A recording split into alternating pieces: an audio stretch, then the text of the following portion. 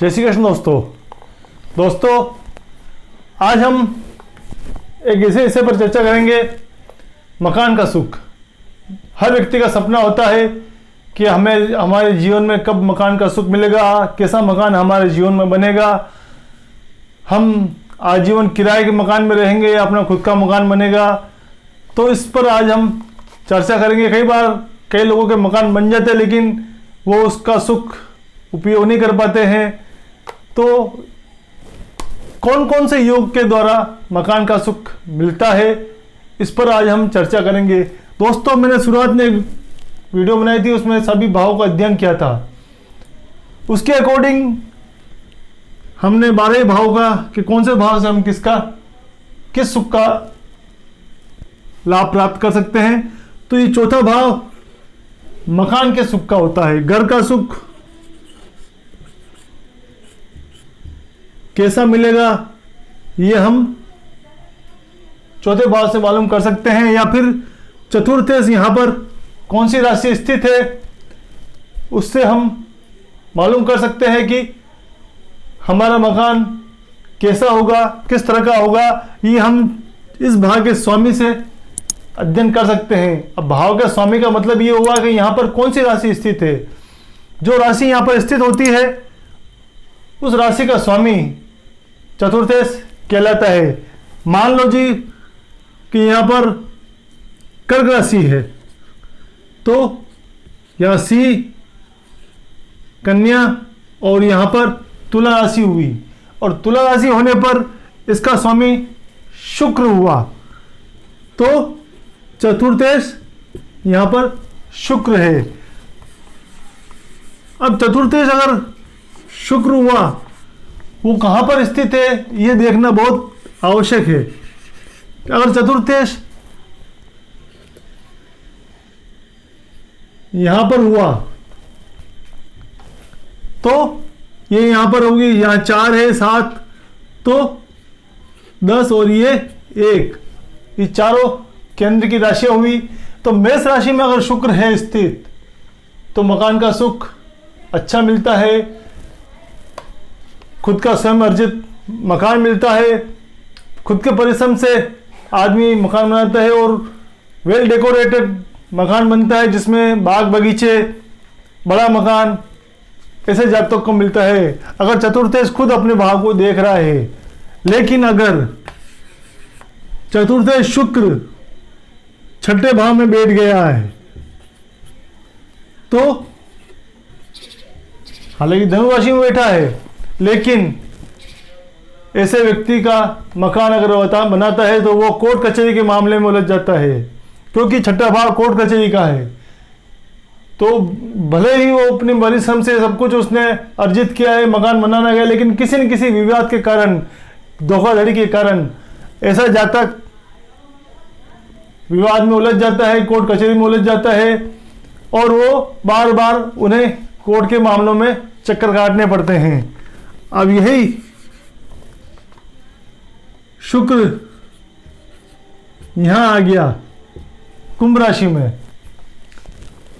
तो चतुर्थेश अष्टम में, भले ही मकान बना दे लेकिन वो मकान में रह नहीं पाता है, या तो वो किराया दे देगा या फिर कहीं दूर उसका ट्रांसफर हो जाता है, या कहीं किसी कारणवश उसको स्थान छोड़ना पड़ जाता है और वो उस मकान के सुख का उपयोग नहीं कर पाता है। अब यही शुक्र अगर सप्तम भाव में चला जाए तो इसे जातक को अच्छा मकान का सुख, क्योंकि अगर जब भी चतुर्थेश अपने भाव से केंद्र में, लग्न में, या फिर दशम में, सप्तम में, नवम में, एकादश भाव में भावार्थ के सिद्धांत के अनुसार वो अपने भाव से 8वां जाता है, यहाँ पर भी वो 6वां जाता है। लेकिन ये भाव शुभ होने के कारण, चतुर्थेश शुभ भाव में जाने के कारण जातक को मकान का सुख अच्छा मिलता है। अब हम बात करें, अगर यहां पर शनि बैठ जाता है, हालांकि चतुर्थेश शुक्र है लेकिन यहां शनि बैठ गया है, तो शनि के बैठने से उच्च का भाव है और शनि का ये, और केंद्र में जब शनि बैठ जाता है तो उस भाव का अच्छा सुख देता है। लेकिन ऐसे जातक को एक बात विशेष रूप से ध्यान रखनी होगी कि शनि भी कोर्ट कचहरी का कारक होता है। 36 साल की उम्र तक अपने नाम पर ऐसे लोगों को मकान या प्लॉट जमीन नहीं खरीदनी चाहिए। 36 साल से पहले अगर ऐसे जातक अपने नाम पर, खुद के नाम पर खरीदते हैं तो वो किसी विवाद में फंस सकते हैं, कोर्ट कचहरी के मामले में फंस सकते हैं। तो अपने परिवार के किसी सदस्य के, पत्नी वगैरह के नाम पर अगर प्लॉट खरीदते हैं तो वो उसका सुख का उपयोग कर सकते हैं।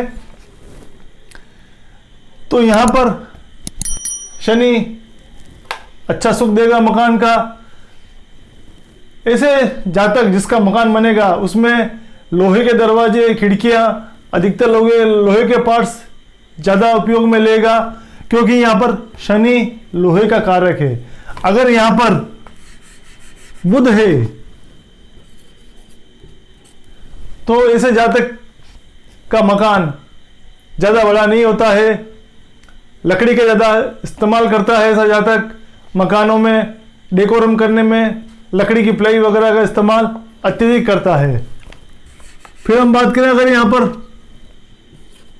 गुरु है तो गुरु वृहत ग्रह है। गुरु, सूर्य और शनि ये वृहत ग्रह माने गए हैं। शुक्र भी वृहत ग्रह है।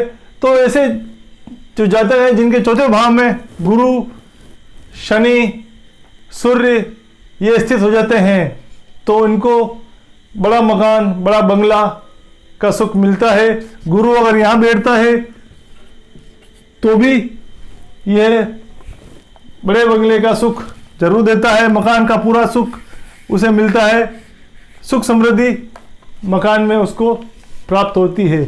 दोस्तों, जब भी चतुर्थ भाव या चतुर्थेश के ऊपर या चतुर्थेश नवमांश में शुभ ग्रहों में या उच्च का होकर जाएगा तो जातक को मकान का अच्छा सुख मिलेगा, खुद से स्वार्जित मकान मिलेगा। लग्न या चतुर्थेश का आपसी संबंध होने पर भी खुद के परिश्रम से अच्छे मकान बनता है, बड़ा बंगला बनने का सुख मिलता है और उसमें वो सुखी होकर जीवन निर्वाह करता है। लेकिन अगर चतुर्थेश का राहु के साथ सामना हो जाता है, राहु के साथ युति हो जाती है, दृष्टि संबंध हो जाता है, चौथे भाव पर राहु की दृष्टि हो गई, चौथे भाव पर राहु की दृष्टि, नवम भाव में, सप्तम भाव में और अष्टम भाव में राहु होने पर चतुर्थ भाव पर राहु की दृष्टि पड़ेगी। क्यों? राहु अगर यहाँ पर है तो यहाँ से उसकी 7वीं दृष्टि हुई, 8वीं और 9वीं दृष्टि चतुर्थ भाव पर आती है।